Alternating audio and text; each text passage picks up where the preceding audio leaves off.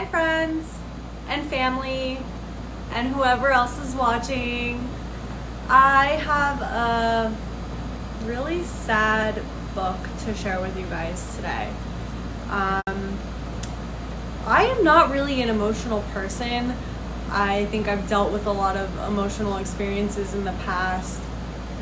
Loss, the guilt of loss, just a lot of traumatic things in my life that have happened. So I don't really actually cry that much, like, ever. But I will admit that this book did have me shed a tear or two. And I've read it twice, and both times I shed a couple tears. So, that being said, this book is based on a true story, and it is a guy by the name of Mitch that has a professor by the name of Morrie. The title of the book is Tuesdays with Morrie. Maybe some of you have read it in school. I've heard a lot of people have read this in school. I never did, so I just recently found it. Thank you, Ken, for sharing this book with me.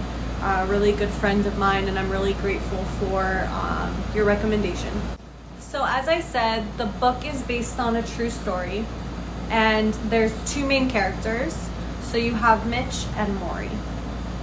Mitch is a student and Morrie is his professor, but they create a really strong bond, a really strong friendship, and Mitch actually refers to Morrie as his coach. And after Morrie is diagnosed with ALS, years go on and they reconnect, and Mitch starts spending every Tuesday with Morrie when he's really on his way out. So the overall gist of the book is every chapter is a new life lesson that Morrie shares with Mitch. One of the things that Mitch shares with us at the end of the book is that he realized that Morrie's biggest fear was not of dying, but instead it was of being forgotten. And I think that's really inspirational, because here's someone that has a terminal illness and he knows he's on his way out, but at the end of the day, it wasn't the actual physical death that scared him. It was not being remembered by his friends and family or people that he crossed paths with. And I think this book is a real testament to that. The fact that Mitch, put this together through the words of Morrie is really touching and really inspirational.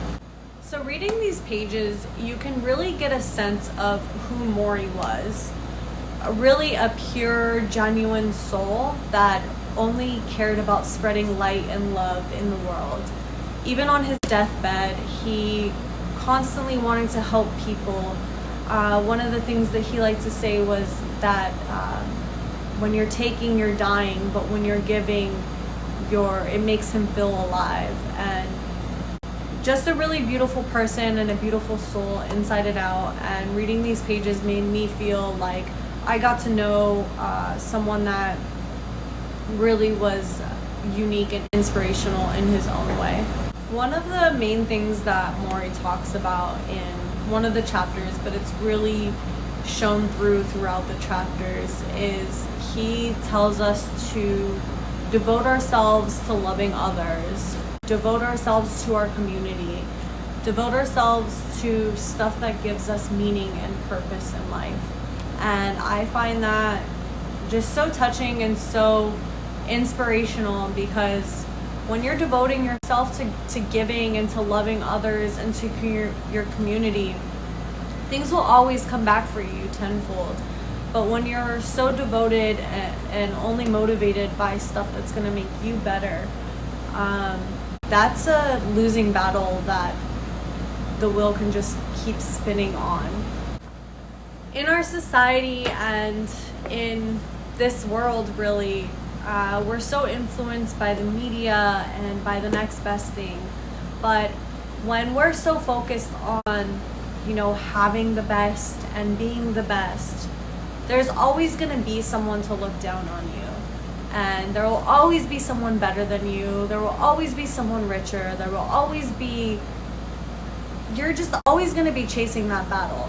But when you devote yourself to your community and to loving others, that is a seed and a spark of light that nothing can darken and get to.